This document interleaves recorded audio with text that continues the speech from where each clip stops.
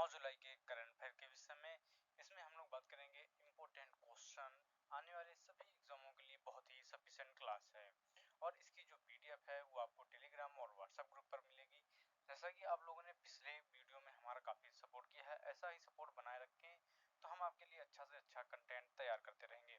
अभी हाल ही में जो एनटीपीसी की नोटिस आई हुई है कि 8 अगस्त से 7 सितंबर तक आपके एग्जाम कराए जाएंगे, उसमें आप लोगों को जो करंट अफेयर के क्वेश्चन आने की उम्मीद है वो हम 2023 से लगाकर 2025 यानी अभी तक के सारे क्वेश्चन डिस्कस करेंगे। वो आपको इसी चैनल पर प्रोवाइड कराए जाएंगे और एक चैनल है उस पर आपको प्रोवाइड कराएंगे, आपको जिस पे सफिशिएंट लगे उस पे आप लोग पढ़ते रहें। तो चलिए हम लोग बात करते हैं, स्टार्ट करते हैं। पहला क्वेश्चन है कि हाल ही में राष्ट्रमंडल युवा शांति राजदूत के रूप में किसे नियुक्त किया गया है? तो वो सुकन्या सोनावाल हैं। बात करते हैं इनके विषय में कि आईआईटी गुवाहाटी बीटेक अंतिम वर्ष की छात्रा सुकन्या सोनावाल को राष्ट्रमंडल युवा शांति राजदूत नेटवर्क की कार्यकारी समिति के में नियुक्त किया गया है। वह 2025 से 27 के कार्यकाल के लिए संचार और जनसंपर्क के प्रमुख के रूप में काम करेंगी। बात करेंगे कि साइपन कह सकते हैं या CYPAN 56 राष्ट्रमंडल देशों में सक्रिय युवाओं के नेतृत्व वाली पहल भी है। बात करते हैं नेक्स्ट क्वेश्चन कि भारत का कौन सा राज्य विकास के लिए नीति आयोग की रैंकिंग में शीर्ष पर रहा है? तो राइट आंसर मिजोरम है। ये जो नीति आयोग है ये हर वर्ष अपना रैंकिंग जारी करता है कि किस राज्य ने सबसे ज्यादा या सबसे अच्छा रैंक किया है। तो मिजोरम जो है, मिजोरम का हना हाथीआल जिला ये नीति आयोग के उत्तर पूर्वी क्षेत्र में एसडीजी सूचकांक यानी कह सकते हैं 2023-24 में शीर्ष पर रहा। हना हाथियाल ने 81.43 अंक प्राप्त किए जिससे यह क्षेत्र का सर्वोच्च स्कोर वाला जिला बन गया। अरुणाचल प्रदेश का कौन सा लोगांडिंग जिला जो कि 58.71 अंक से 7 सबसे कम स्कोर वाला जिला रहा है। एसडीजी सूचकांक सामाजिक, आर्थिक और पर्यावरण विकास के प्रयासों का आकलन करता है।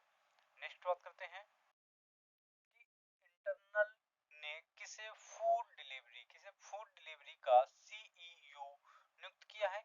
तो आदित्य मंगला को नियुक्त किया है। बात करते हैं कि भारत के तेजी से बढ़ते फूड डिलीवरी बाजार में अपनी पकड़ मजबूत करने के प्रयास में, देखिए आजकल तो काफी सारे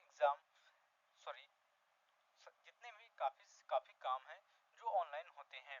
अब तो ऑनलाइन पैसा, ऑनलाइन गेमिंग और काफी ऑनलाइन शॉपिंग भी, ऑनलाइन फूड भी सारे उपलब्ध हैं। आप लोग घर बैठे कुछ भी मंगा सकते हैं, जिसमें टॉप पर इसमें फ्लिपकार्ट और अमेज़न चल रहा है। ठीक है, इसके विषय में बात करते हैं कि प्रयास में इंटरनल ने आदित्य मंगला को अपने फूड ऑर्डरिंग और डिलीवरी डिवीजन का नया सीईओ नियुक्त किया है। यह नेतृत्व परिवर्तन 6 जुलाई 2025 को हुआ, जो कंपनी की पूर्व नियोजित रणनीति का हिस्सा था। अप्रैल 2025 में दिल्ली हाई कोर्ट ने जोमेटो और भारतीय प्रतिस्पर्धा आयोग सीसीआई का एक एंटी ट्रस्ट केस को लेकर नोटिस भेजा था। National restaurant association of India ने इस मामले में गोपनीय जानकारियों के बाहर रखे जाने को लेकर आपत्ति जताई थी। यह मामला अभी चल रहा है और इसका जो जोमेटो के भविष्य के संचालन पर असर पड़ सकता है। इसमें जो ज्यादा है तो वो जोमेटो पर ज्यादा अधिक असर करेगा।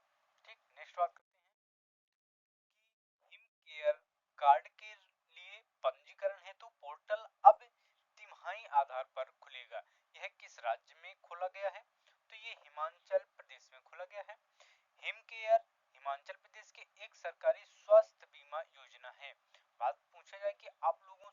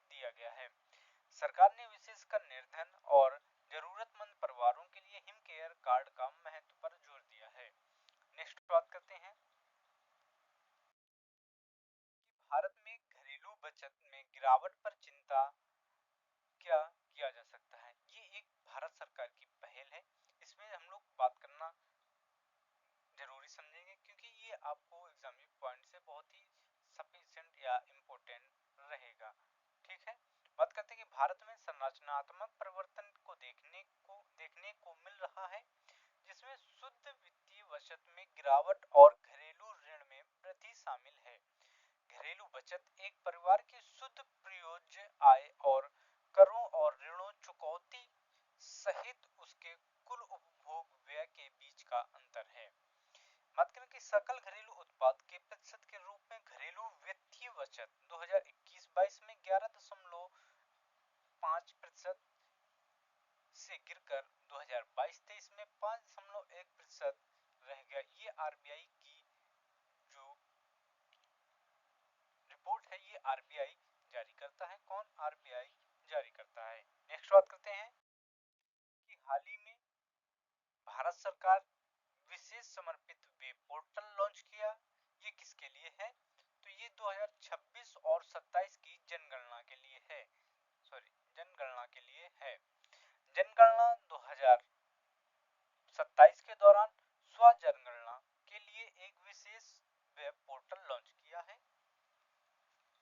यह भारत की पहली डिजिटल जनगणना होगी। अंग्रेजी, हिंदी और क्षेत्रीय भाषाओं में मोबाइल ऐप का उपयोग करके डेटा एकत्र किया जाएगा। डेटा संग्रह के लिए गणनाकर्ता और पर्यवेक्षक अपने स्वयं के मोबाइल उपकरणों का उपयोग करेंगे। जनगणना 2 चरणों में आयोजित की जाएगी। नेक्स्ट बात करते हैं कि समावेशी शिक्षा को बढ़ाने के लिए एक और इम्पोर्टेंट बात कि जो आपकी ये जनगणना है ये 2011 और इससे पहले जो 2001 में हुई, और ये सारी बहुत ही महत्वपूर्ण रहेगी, और उससे भी महत्वपूर्ण रहेगी ये 2026 और 27 की जनगणना, क्योंकि इसमें आपको देखने को मिलेगा कि ये जो है ये डिजिटलीकरण के हिसाब से होगी। ठीक, नेक्स्ट बात करते हैं हम लोग। एक मिनट, हम लोग बात करते हैं कि समावेशी शिक्षा को बढ़ाने के लिए सरकार और श्री अरविंदो सोसाइटी के बीच एक समझौता हुआ है। ये भी एक भारत सरकार की पहल है। तो ये दिव्यांगन सशक्तिकरण विभाग ने श्री अरविंदो सोसाइटी के साथ मिलकर एक समझौता या ज्ञापन हस्ताक्षर किया है। साझेदारी को SAS के रूपांतरण कार्यक्रम के माध्यम से नए लॉन्च किया गया है। ये प्रोजेक्ट इक्विलूजन के अंतर्गत लागू किया जाएगा। इसका उद्देश्य भारत में समावेशी शिक्षा पारिस्थितिकी तंत्र को सुदृढ़ बनाना है। नेक्स्ट बात करते हैं, जो ब्रिक्स सम्मेलन है ये अभी बहुत चल रहा है, इसमें हम लोगों को बात करना बहुत इंपॉर्टेंट रहेगा। बात करते हैं कि ब्रिक्स एक संक्षिप्त नाम है जो 5 प्रमुख उभरती राष्ट्रीय अर्थव्यवस्थाओं यानी ब्राजील, रूस, भारत, चीन और दक्षिण अफ्रीका के समूह को संदर्भित करता है। जो ब्रिक्स है इसमें पूछा जाए कि जो आपके अर्थव्यवस्थाओं से संबंधित देश हैं वो आपके 5 देश हैं, ब्राजील, रूस, भारत, चीन और दक्षिण अफ्रीका। ठीक, मिस्र, इथोपिया, ईरान, इंडोनेशिया, सऊदी अरब और संयुक्त अरब अमीरात नए पूर्ण सदस्य के रूप में ब्रिक्स में शामिल हो गए। न्यू डेवलपमेंट बैंक, जिसे पहले ब्रिक्स डेवलपमेंट बैंक के रूप में जाना जाता था, ये ब्रिक्स राज्यों द्वारा स्थापित एक बहुपक्षीय विकास बैंक है। ठीक, नेक्स्ट बात करते हैं कि ताइवान में आए तूफान का नाम क्या है। तो तूफान का नाम है वो डानास तूफान है। बात करते हैं कि ताइवान में तूफान डानास में भारी तबाही मचाई है। ये तूफान अब कमजोर होकर उष्णकटिबंधीय तूफान बदल गया है। जो आप लोगों को पता होना चाहिए कि उष्णकटिबंधीय क्षेत्र कहाँ था, ये हमारा ग्लोब है। ग्लोब में ये हमारी है जो ये ये कर्क रेखा है। कर्क रेखा यहाँ पर ये जो क्षेत्र आता है ये आपका उष्णकटिबंधीय क्षेत्र आता है।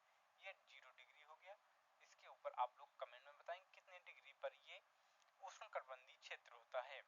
ये दक्षिणी ताइवान में सबसे अधिक प्रभावित हुआ। बात करते हैं कि तूफान डानास को फिलीपींस में तूफान बिसिंग के नाम से जाना गया। अगर आपसे पूछा जाए कि फिलीपींस में इसका नाम क्या है तो बिसिंग नाम रखा गया है। नेक्स्ट हम लोग बात करते हैं कि ये जो दक्षिण चीन सागर को पूर्वी चीन सागर से जोड़ता है, यह एक महत्वपूर्ण शिपिंग लेन है।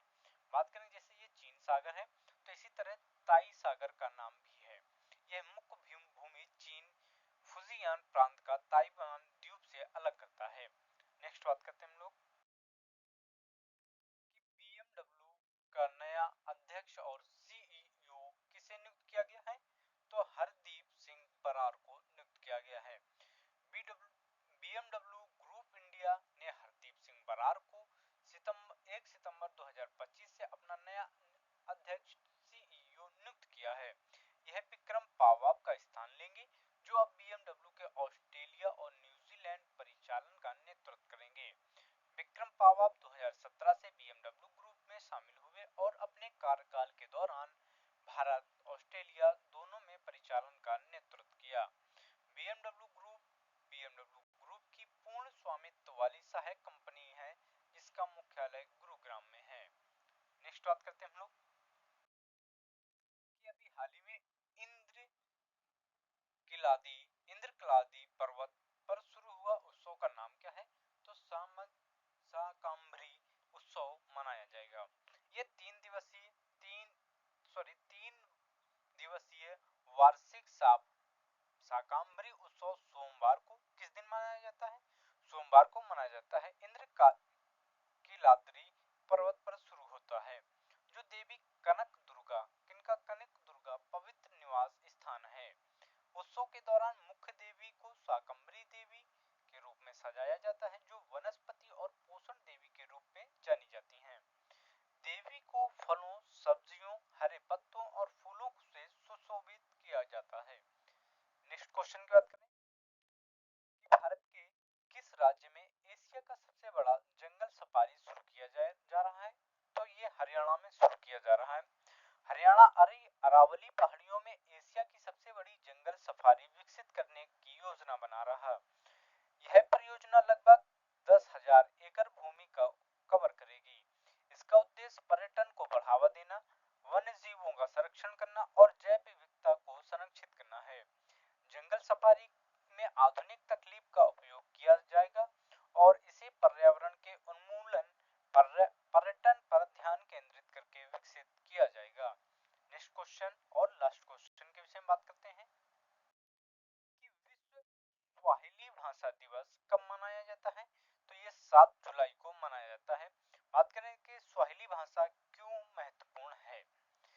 स्वाहिली जैसे स्थानीय रूप से की स्वाहिली भी कहा जाता है। यह अफ्रीका की सबसे अधिक बोली जाने वाली भाषाओं में से एक है, जिसे 20 करोड़ से अधिक लोग मुख्यतः द्वितीय भाषा के रूप में उपयोग करते हैं। जो इसकी उत्पत्ति है, ये पूर्वी अफ्रीका के समुद्री तट पर एक व्यापारिक भाषा के रूप में हुई थी। खासकर ये केन्या, तंजानिया, युगांडा और मेडागास्कर के उत्तरी हिस्से में बोली जाती है। 7 जुलाई 1954 को जूलियस नारेरे, जो बाद में तंजानिया के पहले राष्ट्रपति बने थे, ने स्वाहिली भाषा को एकता भाषा के रूप में अपनाया, ताकि लोग उपनिवेशवाद के खिलाफ संघर्ष में संगठित हो सकें। जोमो केन्याट्टा, केन्या से पहले राष्ट्रपति, ने भी स्वाहिली भाषा का उपयोग लोगों को एकजुट करने के लिए किया। उनका प्रसिद्ध नारा जो है वो हरमवी, जिसका अर्थ है मिलकर खींचना, ये केन्याई आजादी संघर्ष का एक प्रतीक माना जाता है। जो नारा क्या था? हरमवी। हम लोग बात कर चुके हैं 9 जुलाई के करंट